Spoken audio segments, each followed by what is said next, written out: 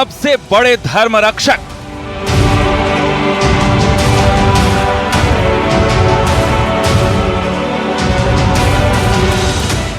नागा साधु त्याग, तपस्या, बलिदान के प्रतीक।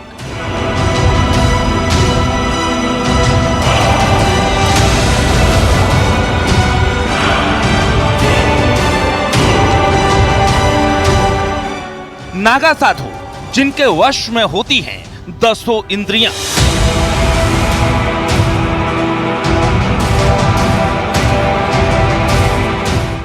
नागा साधु जो खुद का करते हैं पिंडदान।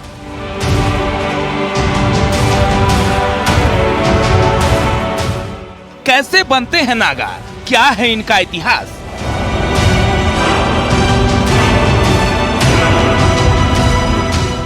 महाकुंभ के बाद क्यों दिखाई नहीं देते नागा साधु?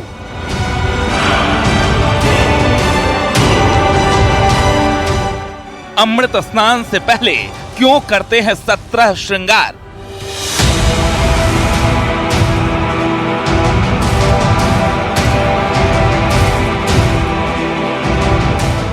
कौन होते हैं सबसे शक्तिशाली नागा?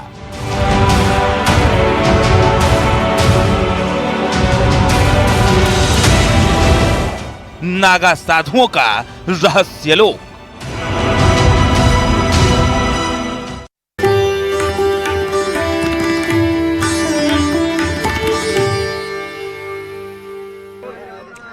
नमस्कार, बहुत स्वागत है आप सभी का। मैं हूं आपके साथ में अमनदीप और इस वक्त मैं महाकुंभ में मौजूद हूं। महाकुंभ को लेकर कहा जाता है कि इसकी एक अलग दुनिया होती है। इसके कई किस्से हैं और कई कहानियां हैं और हर किस्से का एक अलग रंग होता है। लेकिन आज हम आपको एक ऐसी कहानी के बारे में बताने जा रहे हैं जो अपने आप में बेहद रहस्यमयी है। हर कोई इसे जानना चाहता है, हर कोई इसे समझना चाहता है। हम आपको एक रिपोर्ट के जरिए बताते हैं नागा लोक की कहानी।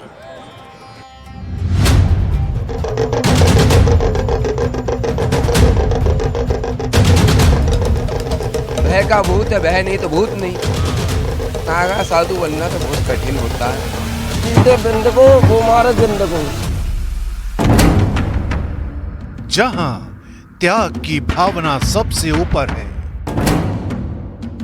जहां तप और साधना ही जीवन है, जहां माया और मोह से मुक्ति है,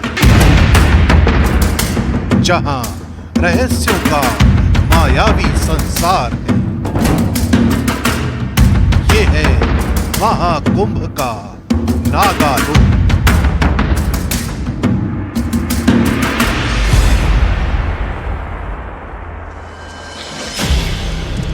महाकुंभ में नागा साधुओं की दुनिया ऐसी है जिसके रहस्यों की थाह तक वही पहुंच सकता है जो माया और मोह के बंधनों से मुक्त हो जाता है।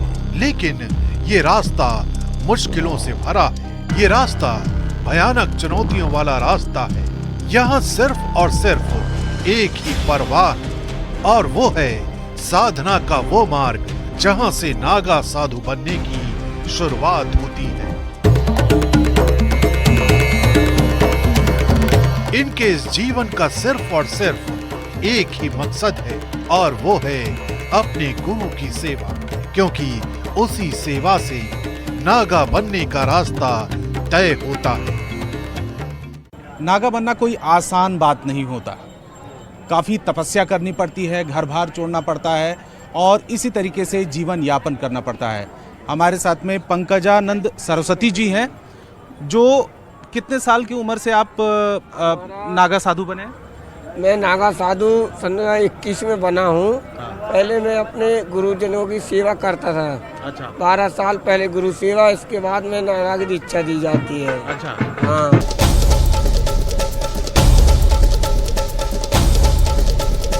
नागा साधु बनना मुक्ति का शिखर माना जाता है। इस जीवन को जो भी अपनाता है उसे अपनी जिंदगी में अनुशासन को अपनी मृत्यु तक निभाना होता है। हमारी दाढ़ी मूछ रे कुछ नहीं आई थी, कुछ नहीं आया था। अब मैं आया था विंध्याचल पर्वत पे। अच्छा। गुरुजी ने तपस्या करवाई, पहले मेडिटेशन करवाया, ध्यान करवाया, जप करवाया। इनके जीवन का पहला पड़ाव ब्रह्मचर्य की यात्रा से शुरू होता है। इसके बाद यज्ञोपवीत, फिर पिंडदान और उसके बाद संसार के हर सुख का त्याग। ना तो नागा साधुओं की तपस्या आसान होती है और ना ही इनकी साधना आसान होती है। कहते हैं कि इन्हें अपने सारे सुखों का त्याग करना पड़ता है और जो अपने सुखों का त्याग सही से कर पाता है उसे सबसे बड़े साधु की उपाधि मिल जाती है। आपको रिपोर्ट दिखाते हैं इसी से जुड़ी हुई।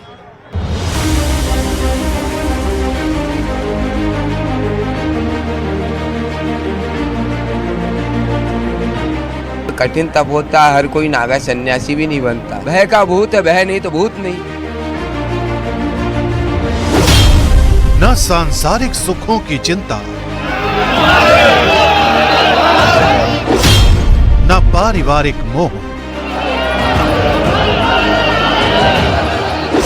न कुदरत की विपत्तियों का भय। जब कड़ाके की सर्दी हमारे और आपके लिए चुनौती बनी होती है, तब उसी भयानक सर्दी में नागा साधु अपने चट्टानी हौसलों से दुनिया को चकित कर देते हैं। के वहाँ क्षेत्र के वातावरण में, वायुमंडल में विचरण हो जाओगे तो आपको सब सहन करने की ताकत। सुबह 4 बजे उठने की दिनचर्या, हवन, पूजा, योग, साधना, नौली क्रिया और जीवन यापन के लिए भिक्षा, ये सब कुछ एक नागा साधु के जीवन का हिस्सा है और इसे निभाने के लिए मजबूरियों की कोई दीवार आड़े नहीं आती। नागा साधु बनना तो बहुत कठिन होता है। लेकिन आजकल नकली तो बहुत बन जाते हैं, लेकिन परंपराओं को निभा नहीं पाते। अच्छा। इसलिए ये कठिन तप होता है, हर कोई नागा सन्यासी भी नहीं बनता है। मनमुखी बहुत हो जाते हैं। क्या त्याग और तपस्या करनी पड़ती है नागा साधु बनने के लिए? नागा साधु को हर चीज की त्याग तपस्या करना पड़ता है। नागा साधु बनने की अंतिम और सबसे महत्वपूर्ण प्रक्रिया महाकुंभ में ही होती है।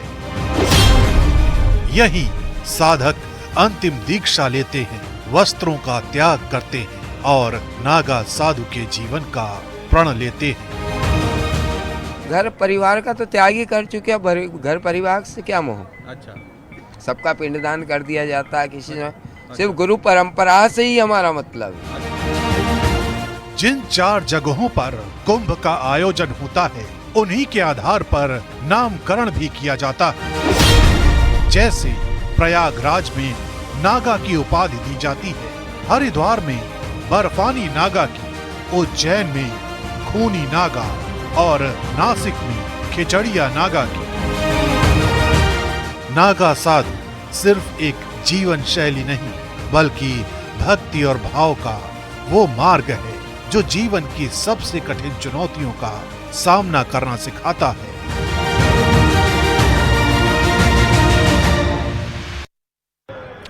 नागा लोग को हम जितना रहस्यमय समझते हैं, ये उससे ज्यादा रहस्यमय है।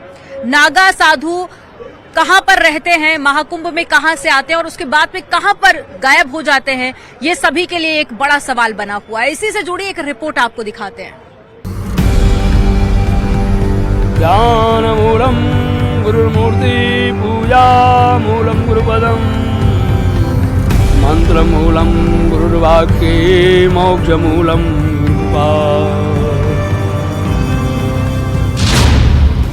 त्रिशूल, डमरू, रुद्राक्ष, तलवार, शंख, कुंडल, कमंडल, कड़ा, चिमटा, धूनी और भभूत।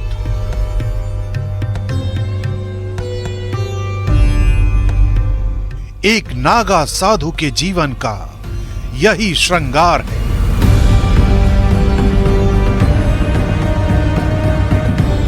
यही आवश्यकताएं हैं।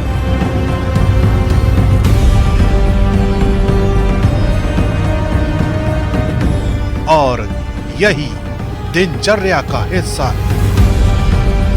भक्ति के अनंत सागर में डूबे इन साधुओं के जीवन को न तो कोई लालच विचलित कर सकता है और न ही कोई दूसरा कष्ट। 45 किलो रुद्राक्ष धारण करने वाले नागा साधु के जीवन को आम जीवन से आंकिए और महसूस कीजिए कि त्याग और तपस्या की शक्ति क्या होती है।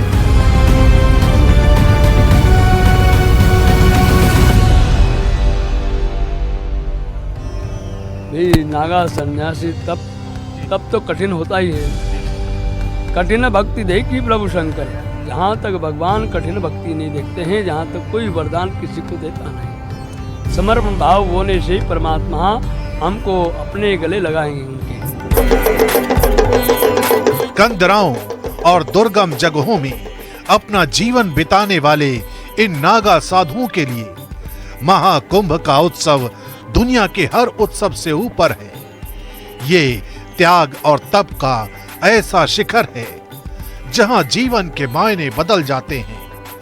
यही वजह है कि श्रद्धा और भक्ति का भाव लिए जो भी इनकी साधना के द्वार तक पहुंचता है, वो इनके तप और त्याग को देखकर दंग रह जाता है। हमने देखी तो उनको पहली बार ही है। अच्छा। और मन में कुछ ऐसा कुछ भी नहीं होता है, पर बस आशीर्वाद लेना है, ऐसा होता है एक भक्ति के हिसाब से। नागा साधु बनने का मुख्य उद्देश्य सांसारिक मोह माया से मुक्त होकर ईश्वर की साधना करना और आत्मा की शुद्धि प्राप्त करना है। सनातन धर्म में इनका जीवन तप और त्याग का प्रतीक है, जो समाज को सादगी, समर्पण और अनुशासन का पाठ पढ़ाता है।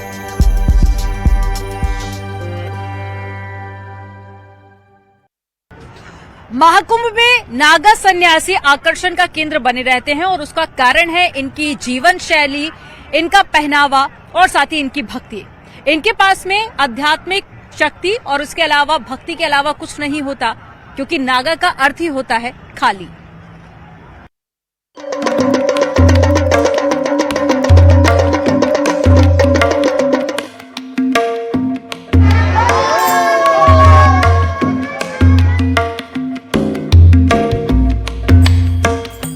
कठिन तपस्या, त्याग, बलिदान का सबसे बड़ा और जीवंत उदाहरण होते हैं नागा साधु।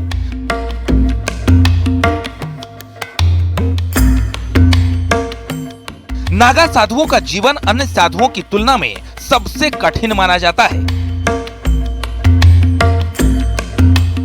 उनका संबंध शैव परंपरा की स्थापना से जुड़ा हुआ है।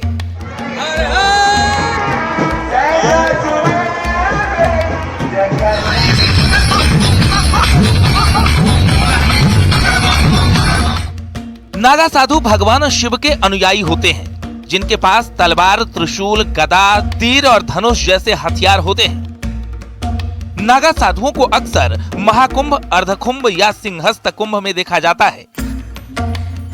आदि गुरु शंकराचार्य ने सनातन धर्म की रक्षा के लिए केवल साधारण सैनिक नहीं बल्कि वैदिक सैनिक तैयार किए।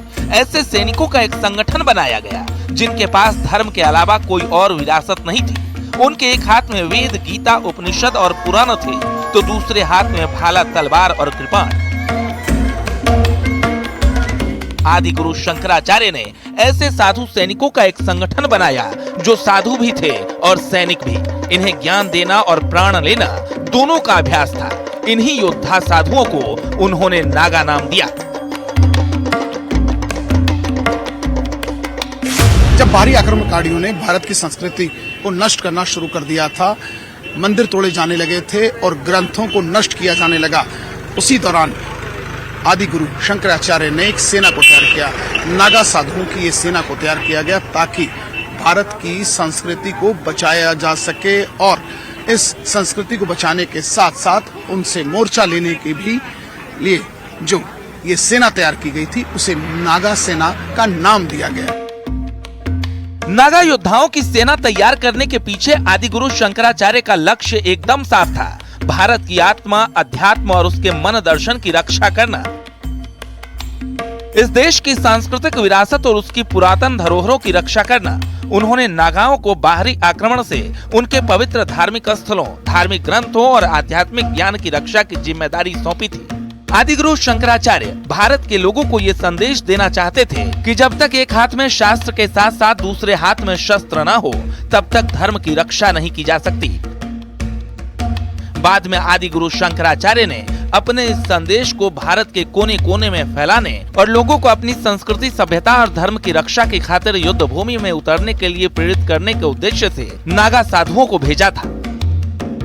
आपके मन में यह सवाल जरूर उठता होगा कि आखिर नागा साधु कैसे बनते हैं। दरअसल नागा साधुओं का संबंध शैव परंपरा से है। सनातन परंपरा को आगे बढ़ाने और इसकी रक्षा करने के लिए अलग अलग सन्यासी अखाड़ों में महाकुंभ के दौरान नागा साधु बनाने की प्रक्रिया अपनाई जाती है। भारत में नागा साधुओं का इतिहास बहुत पुराना है, लेकिन आज भी इनका जीवन आम लोगों के लिए एक रहस्य की तरह होता है। भारत में लगने वाले सबसे बड़े धार्मिक मेले महाकुंभ के कई अलग अलग रंगों में से सबसे रहस्यमयी रंग होते हैं नागा साधु। संतों के 13 अखाड़ों में से 7 अखाड़े ही नागा साधु बनाते हैं। जूना, महानिर्वाणी, निरंजनी, अटल, अग्नि, आनंद और आवाहन अखाड़ा। नागा साधु बनने की प्रक्रिया कठिन और 12 साल लंबी होती है। नागा साधुओं के पंथ में शामिल होने की प्रक्रिया में लगभग 6 साल लगते हैं। इस दौरान नए सदस्य एक लंगोट के अलावा कुछ नहीं पहनते। कुंभ मेले में अंतिम प्रण लेने के बाद वे लंगोट भी त्याग देते हैं और जीवन भर यूं ही नग्न यानी दिगंबर रहते हैं। नागा सन्यासियों का इतिहास भी अखाड़ों से जुड़ा हुआ है और महाकुंभ के बाद में या तो नागा सन्यासी हिमालय पे चले जाते हैं तपस्या करने के लिए, या वो वापस अपने अखाड़ों में लौट जाते हैं। अब आपको बताते हैं कि अखाड़ों का क्या महत्व होता है, कैसे इसकी स्थापना हुई और साथ ही इसके नियम कानून क्या होते हैं।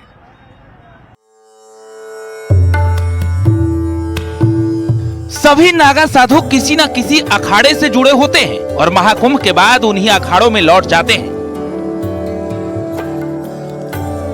नागा साधुओं के 2 सबसे बड़े अखाड़े हैं वाराणसी में महापरिनिर्वाण अखाड़ा और पंचदशनाम जूना अखाड़ा। ज्यादातर नागा साधु यहीं से महाकुंभ में आते हैं। सनातन परंपरा में कुल 13 अखाड़े हैं जिनकी स्थापना आदि गुरु शंकराचार्य ने की है, जिनमें 7 सन्यासी परंपरा यानी शैव परंपरा के अखाड़े हैं और इनमें एक सबसे पुराने अखाड़ों में शुमार है महानिर्वाणी अखाड़ा। इसके साथ साथ महानिर्वाणी की स्थापना 805 ईस्वी में हुई थी। हर अखाड़े की पहचान उसकी धर्मध्वजा होती है और उसके इष्ट देव होते हैं। महानिर्वाणी अखाड़े की अगर बात करें तो इसके इष्ट देव कपिल मुनि महाराज हैं और इसके साथ साथ इसकी धर्मध्वजा भी अन्य जो सन्यासी अखाड़े हैं उनकी तरह ही होती है। लेकिन यहाँ पर खास बात है कि जहाँ दूसरे शिविरों में एक धर्मध्वजा स्थापित होती है, महानिर्वाणी अखाड़े की परंपरा है कि यहाँ 2 धर्मध्वजा होती है। महानिर्वाणी अखाड़े के नागा सन्यासियों का इतिहास जो है वो काफी पुराना है। इनके शौर्य और पराक्रम का, इन्होंने सनातन की कैसे रक्षा की, इसको लेकर अगर बात करें तो 1664 में इन्होंने औरंगजेब की सेना से युद्ध लड़ा था, लड़ाई लड़ी थी और काशी विश्वनाथ मंदिर को बचाने का पूरा प्रयास किया था और उस समय 40,000 की जो सेना थी औरंगजेब की उसको इन्होंने परास्त किया था। हालांकि एक बार फिर से औरंगजेब की सेना ने 1669 में हमला किया था। उस समय नागा पहुंच नहीं पाए ज्यादातर, इस वजह से वहां पर हार हुई और औरंगजेब ने उसे नष्ट कर दिया था। शैव संप्रदाय के 7 अखाड़े जूना, आवाहन, अग्नि, निरंजनी, आनंद, निर्वाणी और अटल अखाड़ा। वैष्णव संप्रदाय के 3 अखाड़े निर्मोही, दिगंबर और निर्वाणी अनि अखाड़ा। उदासीन संप्रदाय के 3 अखाड़े बड़ा उदासीन, नया उदासीन और निर्मल अखाड़ा। हर अखाड़े का एक अध्यक्ष होता है जिसे साधुओं की योग्यता के आधार पर चुना जाता है। अखाड़ों के प्रमुख का कार्यकाल 3 से 6 साल का होता है और इन अखाड़ों का कुंभ में सबसे ज्यादा महत्व होता है। कुंभ मेले में अखाड़ों की शोभा यात्रा, जिसे अब छावनी प्रवेश यात्रा नाम दिया गया है, बेहद ही भव्य होता है, जो अखाड़ों की आस्था और शक्ति का प्रतीक है। राजसी सवारी, रथ, हाथी घोड़े की सजावट, घंटा बाजे, नागा अखाड़ों के करतब और यहाँ तक कि अस्त्र शस्त्र तक का प्रदर्शन होता है। लाखों श्रद्धालु इन शोभा यात्राओं में भाग लेकर संतों का आशीर्वाद प्राप्त करते हैं। महाकुंभ में अखाड़ों का योगदान न केवल धार्मिक आयोजन को दिव्यता प्रदान करता है, बल्कि लाखों श्रद्धालुओं के लिए ये आध्यात्मिक अनुभव का माध्यम बनता है। महाकुंभ में अखाड़े अपनी अपनी परंपराओं में शिष्यों को दीक्षित करते हैं और उन्हें उपाधि देते हैं।